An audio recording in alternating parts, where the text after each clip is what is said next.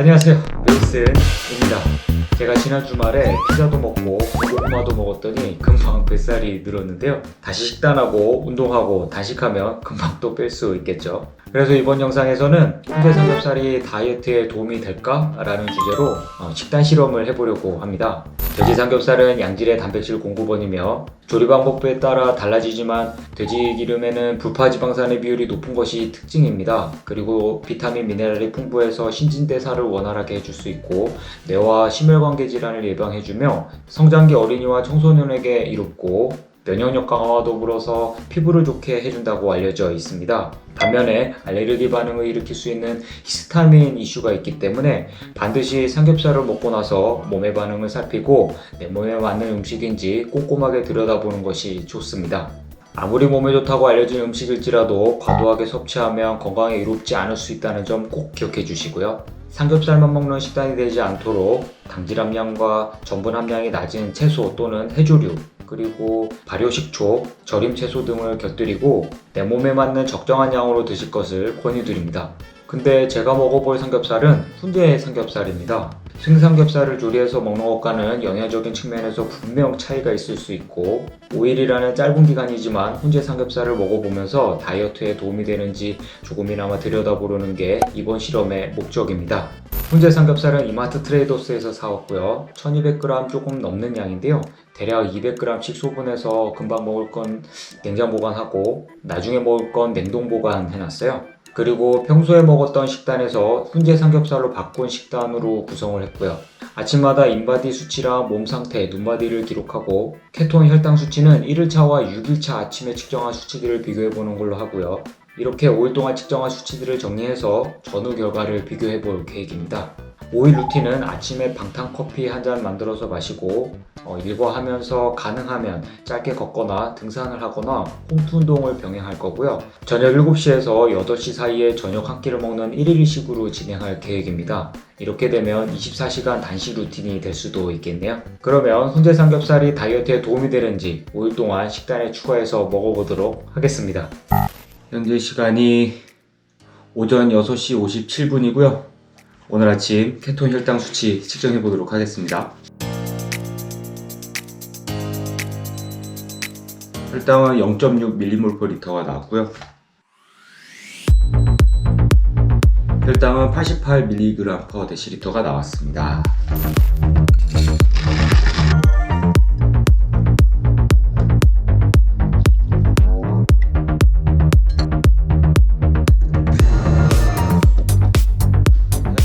시간이 오후 저녁 9시 11분 지나고 있고요. 훈제 삼겹살 훈제로 맛있게 먹겠습니다.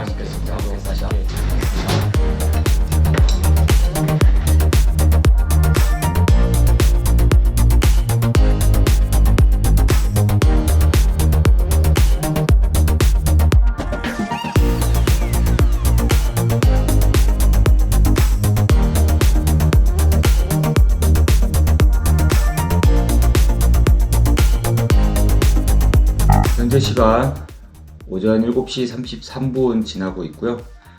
5일 동안 1일 1식으로 훈제 삼겹살 식단 실험을 마치고 다음날 아침 케톤 혈당 수치 한번 측정해 보도록 하겠습니다.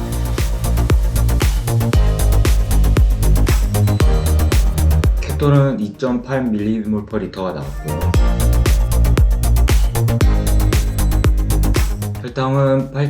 혈당은 82mg/dl가 나왔습니다.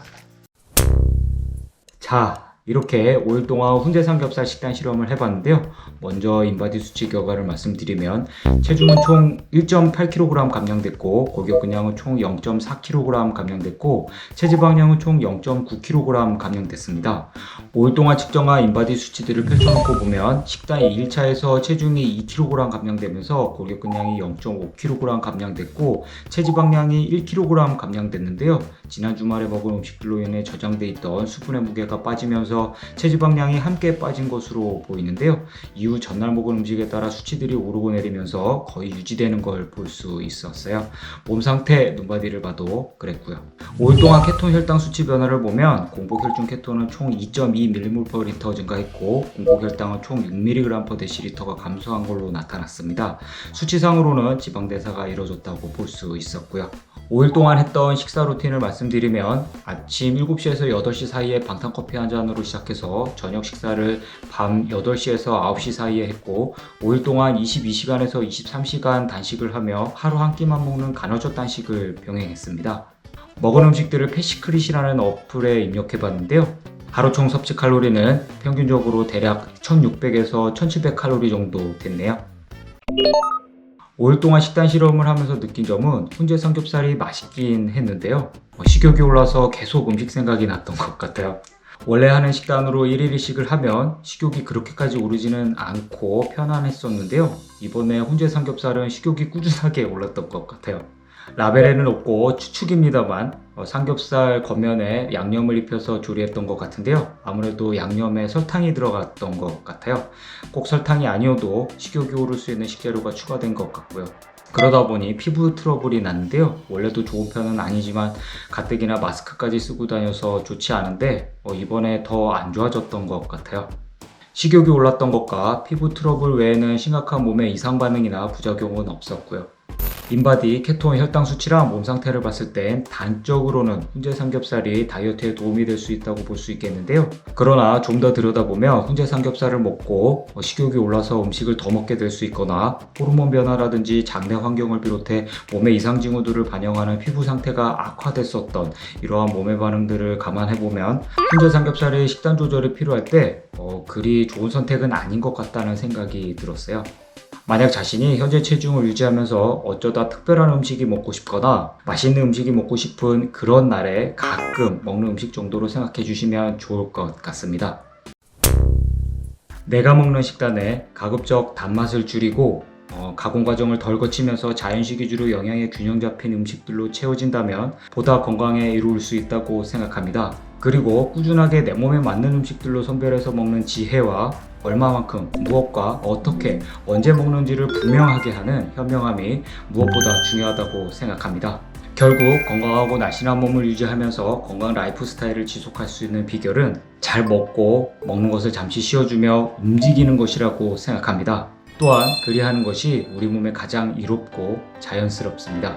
그러면 더 유익한 영상으로 다시 찾아올게요. 오늘도 건강하고 날씬한 하루 되세요. 시청해주셔서 감사합니다.